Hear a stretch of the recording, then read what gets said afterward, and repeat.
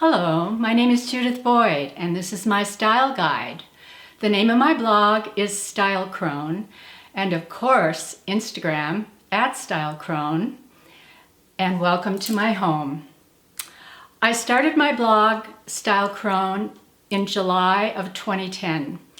My husband Nelson had been diagnosed with a very rare cancer in 2005, and he had been given no hope, and we did find resources for him to, number one, go into remission, and then when he was again diagnosed with the same cancer, he didn't stop chemo until he left us. But 9 months before he died, I started Style Crone, and really it was a collaboration between Nelson and I because he was my photographer. He had never been a photographer before. I had never done a blog before, and so I just leaped into the abyss. One of the things that helped me, first of all, was the encouragement of Nelson, but Ari Seth Cohen, who launched his blog Advanced Style in 2008, was an inspiration to me. And I saw women and men dressing up who were older. He likes women and men, especially in their 80s, 90s, and 100s. So I believe I was 67 when I started my blog. So I was one of the young ones for him. And one of the things that happened when I started my blog is that my daughter was living in New York. And so I had the pleasure of meeting Ari.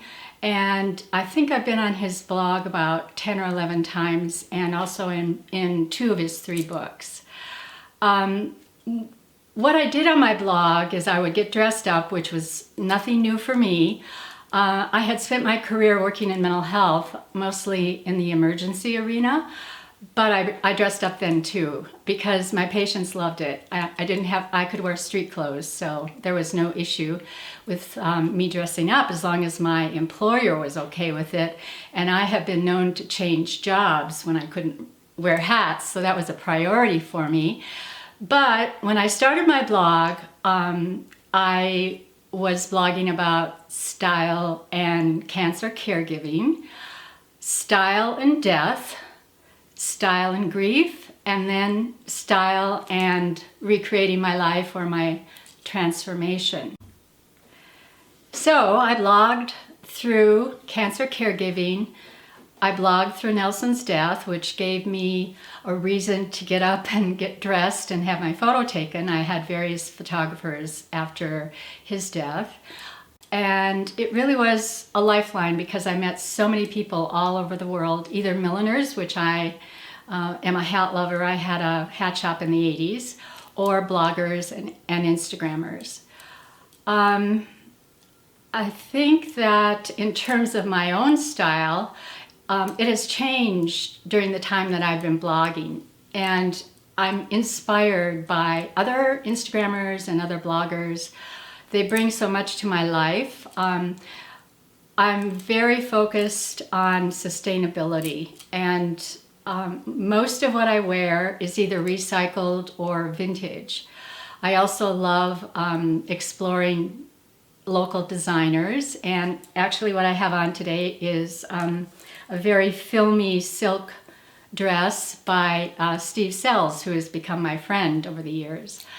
And small local boutiques. I feel like it's important for me to support small businesses.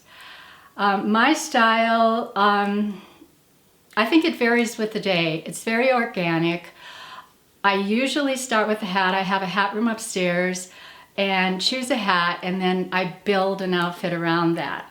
I consider it my art form. Some people paint, some people do sculpture, some people garden, which I used to do, but now mostly I put together outfits for my blog and my Instagram.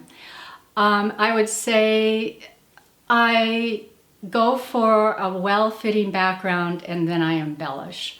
So I am probably somewhat classic with a twist, but it depends on my mood of the day. And I have no fear when it comes to hats. So I feel that it's a way to express myself creatively. And as I said, it's my art form. And I enjoy it very much. So documenting what I wear and then writing, which is like a muscle because the more I write, the better I get at it. I feel that it helps me to grow. I'm also very much into yoga, so I kind of use that as an analogy for my life and that I'm stretching and growing. My career was in mental health, and so it was really easy for me to talk about how I felt as I was going through all the devastating experiences of losing my husband. I don't think there was anybody out there blogging about style and death, but it worked for me, and it kind of provided a lifeline for me to continue and transform my life.